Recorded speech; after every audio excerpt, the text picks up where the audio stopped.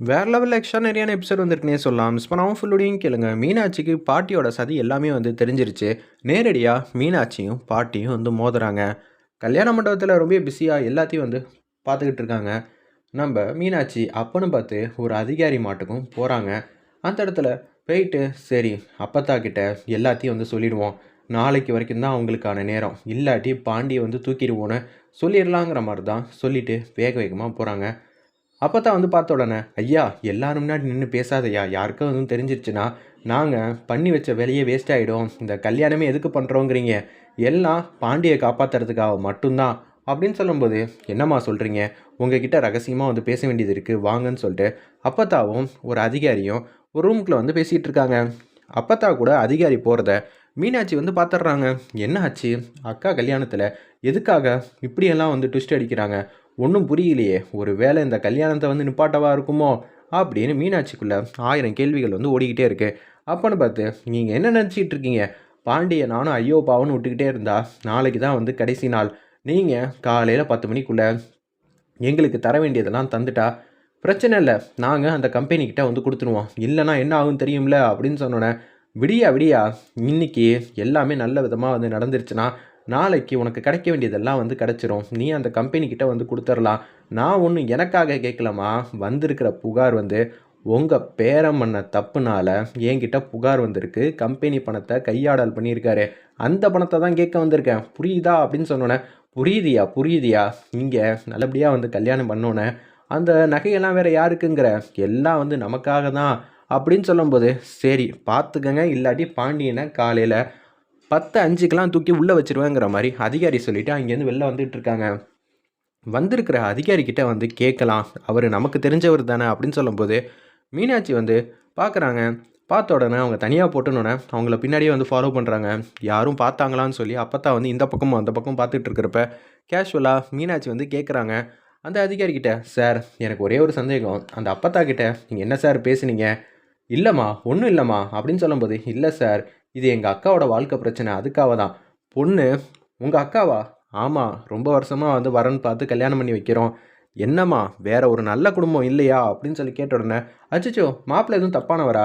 இல்லைம்மா மாப்பிள்ளையை பற்றியெல்லாம் எனக்கு எதுவும் தெரியாது. ஆனால் இது மாப்பிள்ளையோட அண்ணன் சமாச்சாரம். என்ன சொல்கிறீங்க? அந்த பையன் இருக்கான்ல பாண்டியன்னு ஒருத்தன்.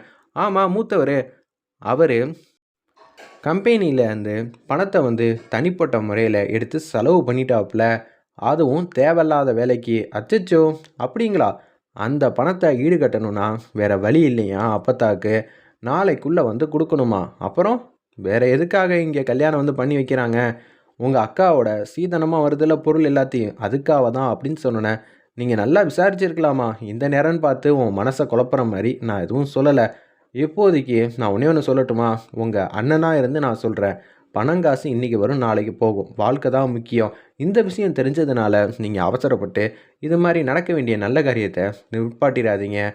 சரிங்களா? அதுக்குன்னு மாப்பிள்ளையை பற்றி நல்லா விசாரித்து தானே பண்ணியிருக்கீங்க அப்படின்னு சொல்லி கேட்கும்போது, ஆமாம் விசாரித்து தான் பண்ணியிருக்கோங்கிற மாதிரி மீனாட்சியும் தெரியாமல் வந்து ஆமாம் சாமின்னு சொல்லிடுறாங்க.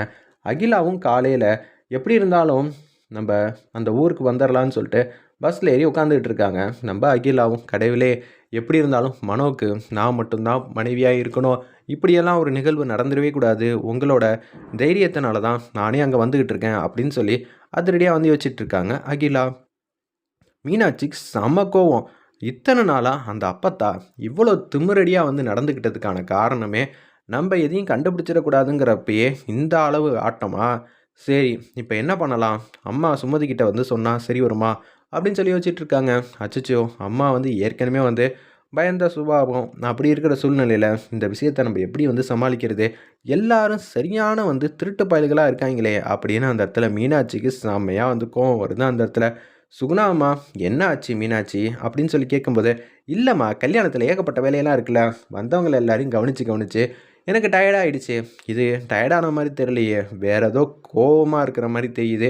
என்னம்மா அப்படின்னு சொல்லும்போது, இல்லைம்மா அத்தை உன்னை கூப்பிட்டுருந்தாங்க, உங்ககிட்ட எதுவும் பேசணும்னு சொன்னாங்க. அப்படியா அப்படின்னு சொல்லிட்டு அங்கே வந்து பார்க்குறாங்க. அந்த இடத்துல நம்ம சுகுணாம்மா, எப்படியோ அம்மா வந்து டைவர்ட் பண்ணியாச்சு. இப்போ என்ன பண்ணலாம்? அந்த அதிகாரி வேற சொல்லியிருந்தாங்க, பணம் காசு வேற என்றைக்கு வேணாலும் சம்பாரிச்சிக்கலாம். ஆனால் வாழ்க்கை தான் ரொம்ப முக்கியம்னு. அவர் சொன்னதும் கரெக்டு தான். அக்காவோட சந்தோஷத்தை வந்து பார்க்கலான்னு சொல்லிட்டு வேக வேகமாக போகிறாங்க. நம்ம தேன்மொழியும் மனோவும் சந்தோஷமாக வந்து பேசிக்கிட்டு இருக்காங்க ஃபோன்லேயே. இதை வந்து பார்க்குறாங்க. அக்காவோட சந்தோஷத்துக்கு முன்னாடி நமக்கு எதுவுமே வந்து பெருசு இல்லை. அதுக்குன்னு நம்ம ஏமாளித்தனமாக அம்மாவோட எத்தனை வருஷம் சேமிப்பை அவங்க பையன் வந்து தேவையில்லாத விஷயத்துக்கு பயன்படுத்தினதுக்காக நம்ம வந்து கப்பம் கட்டணுமா? அதுக்கெல்லாம் வாய்ப்பே இல்லை. ஒரு செகண்டு கூட அப்படியெல்லாம் எங்கள் அம்மாவோட சேமிப்பெல்லாம் தூக்கி துச்சமாலாம் போட முடியாது.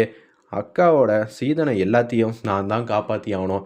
என்ன பண்ணலாம் அப்படின்னு சொல்லி யோசிச்சுட்டே இருக்கிறப்ப நம்ம நேரடியாகவே அப்பத்தாவோட மோதியெல்லாம் மோதினா தான் சரி வரும். நம்ம எதுக்கு இப்படியெல்லாம் வந்து பயந்துக்கிட்டு இருக்கணும் அப்படின்னு சொல்லி யோசிக்கிறப்ப அவங்க மனசாட்சி வராங்க.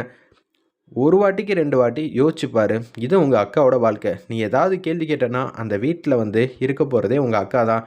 இது தேவையா? உன்னால் நீ எந்த பிரச்சனை வந்தாலும் சமாளிச்சிருவ. அதனால் உன் விஷயத்தில் தலையிடலை. ஆனால் நீ ஏதாவது ஒரு விஷயத்தை வந்து பேசினா அது உங்கள் அக்காவோட வாழ்க்கையில் தான் பாதிக்கும். ஏன்னா அவங்களுக்கு கோவப்பட்டு கூட பேச தெரியாது. யாராவது ஏதாவது பேசுனா அமைதியாக இருக்குதான் அவங்க பழகியிருக்காங்க. அவங்களோட குணமே அப்படி தான். அவங்க மேலே தப்பே இல்லைன்னா கூட மற்றவங்க திட்டினா வாங்கிக்கிற குணம். அப்படி இருக்கிற சூழ்நிலையில் நம்ம எதுவாக இருந்தாலும் யோசிச்சு தான் செய்யணும். சரியா தப்பா? எங்கள் அக்காக்கால் பேச முடியலன்னா நான் இருந்துட்டு போகிறேன் துணையா? அப்படியெல்லாம் வந்து சுமதி அம்மாவோட இத்தனை வருஷம் சேமிப்பெல்லாம் தூக்கி துச்சமாலாம் தூக்கிலாம் போட முடியாது. என்ன நினச்சிக்கிட்டு இருக்க? 10 லட்சம்னா என்ன லேசுப்பட்ட காரியமா? எத்தனை பேரோட கனவு தெரியுமா?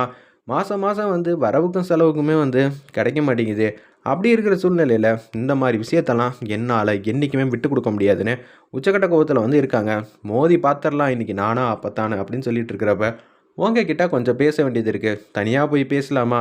என்னது தோரணையெல்லாம் ஒரு மாதிரியா இருக்குது. அப்படி தான் இருக்குங்கிறேன். சொல்கிறத முதல்ல கேளு அப்பத்தா. உள்ளவா? இல்லாட்டி உன் பாண்டியோட விவகாரம் இங்கேயே எல்லாரும் முன்னாடியும் தெரிஞ்சிருன்னு சொன்னோன்னே அப்படியே மாதம் வந்து ரூம்குள்ளே வந்து போகிறாங்க. என்னது பாண்டியோட சமாச்சாரம் எல்லாமே தெரிஞ்சு போச்சா அப்படின்னு சொல்லி அப்பட்டா வந்து பட்டமாக இருக்காங்க. என்னடி எல்லாருக்கும் எல்லாம் தெரிஞ்சிடுச்சா? ஆமாம், எங்கள் அம்மாவோட சீதனத்தை நீ வந்து பயன்படுத்திக்கலான்னு பார்க்குறியா? இந்த கல்யாணமே இதுக்காக தானா அப்படின்னு சொல்லும்போது வாவ் சபாஸ், சரியான போட்டி. நாளைக்கு பாரு எல்லாத்தையும் நான் வாங்கி காட்டுறேன். நிச்சயம் நான் இருக்கிற வரைக்கும் நடக்கவே நடக்காது. அச்சச்சோ என்ன அப்பத்தா இப்படியெல்லாம் வந்து பண்ணுறீங்களே, இதெல்லாம் அடுக்குமா நியாயமான? உன்கிட்ட நியாயத்தை நான் கேட்டு வரல. ஏன்னா நான் படுற கஷ்டம்தான் உனக்கு தேவைப்படுது. அப்படி இருக்கும்போது உன் முன்னாடி நான் ஃபீல் பண்ணி அழுதனா என்னை விட முட்டாள் வேறு யாரும் இல்லை. நீ அதை பார்த்து சந்தோஷம்தான் படுவேன். உன்கிட்ட எப்படி நடந்துக்கணும்னு எனக்கு நல்லாவே தெரியும். என்னடி உனக்கு தெரியும்? அந்த சீதனத்தை எப்படி காப்பாற்றுறேனுங்கிறத மட்டும் பொறுத்து இருந்துப்பார். நிச்சயம் எங்கள் வீட்டு சைட்லேருந்து உனக்கு 10 பைசா கூட கிடைக்காது. அது எல்லாம் எங்கள் அக்காவோட வாழ்க்கைக்காக பயன்படுத்துறதுக்காக நான் பத்திரமா காட்டுறேன், பாதுகாப்பு பண்ணி அப்படின்னு சொன்னோன்னே இதெல்லாம் நடக்கிற காரியமாடி? நீ சவால் விடுறது இந்த அப்பத்தா கிட்ட, நீ நேரடியாக மோதுறது இந்த மீனாட்சி கிட்ட. யார் ஜெயிக்கிறான்னு பொறுத்து இருந்து பார்ப்போமா? என்னோட அனுபவம் என்ன, உன்னோட வயசு என்ன, ரெண்டும் ஏணி வச்சா கூட எட்டாது. அப்படி இருக்கிற சூழ்நிலையில் நீ எல்லாம் என்னை எதிர்த்து நிற்கிறியா? ஆமாம் அப்பத்தா, உன்னை எதிர்த்து நிற்கிறது தான் எனக்கு ஒரே வழி. வேறு ஆப்ஷனே இல்லை. இந்த மீனாட்சியை நீ எதிரியாக நின்று பார்த்தது இல்லைல்ல, இனிமேட்டு பார்ப்பேன். நான் இப்படியெல்லாம் பண்ணுறேங்கிறதுக்காக நீ வேறு ஏதாவது முடிவு எடுக்க முடியாது. அப்படியெல்லாம் இல்லை. உன் அக்கா கல்யாணத்தை நிறுத்த போறியா? உங்கள் அக்காவோட கல்யாணம் பாதியிலே நின்றுச்சுன்னா இனிமேட்டுக்கு யார் வருவா? சேச்சே, நான் வந்து பணத்துக்காகலாம் இப்படியெல்லாம் வந்து அக்காவோட சந்தோஷத்தை வந்து கெடுப்பானா? அதுக்கெல்லாம் வாய்ப்பில்லை. ஆனால் நிச்சயம் நான் சொன்னது தான் நடத்தி வைப்பேன். உன் வீட்டு பேரனை காப்பாற்றணுன்னா உன்கிட்ட இருக்கிற சொத்தாக இருக்கட்டும், பணமாக இருக்கட்டும், நகையாக இருக்கட்டும், ஏதாவது வந்து விற்றோ அடமானம் வச்சோ நீ காப்பாற்றணும். அடதை விட்டுட்டு அடுத்தவங்கிட்ட மங்களம்பாடியெல்லாம் வந்து காப்பாற்றணும்னு நினச்சா அதுக்கு இந்த மீனாட்சி என்றைக்குமே வந்து விட்டு கொடுக்க மாட்டான்னு ஆதிரடியாக வந்து பேசுகிறாங்க. இதை கேட்ட உடனே ஒன்றும் புரியாமல் நிற்கிறாங்க. நீ யார்கிட்ட பேசுகிறேன்னு தெரியுதா? இவ்வளோ நேரம் தெரிஞ்சு தான் பேசுகிறேன். பார்க்கலாம் இந்த மீனாட்சி ஜெயிக்கிறாளா இல்லை இந்த அப்பத்தா ஜெயிக்கிறாளான்னு மீனாட்சி வந்து மாஸ் பண்ணிவிட்டு அங்கேருந்து போகிறாங்க. வெயிட் பண்ணி பார்ப்போம்.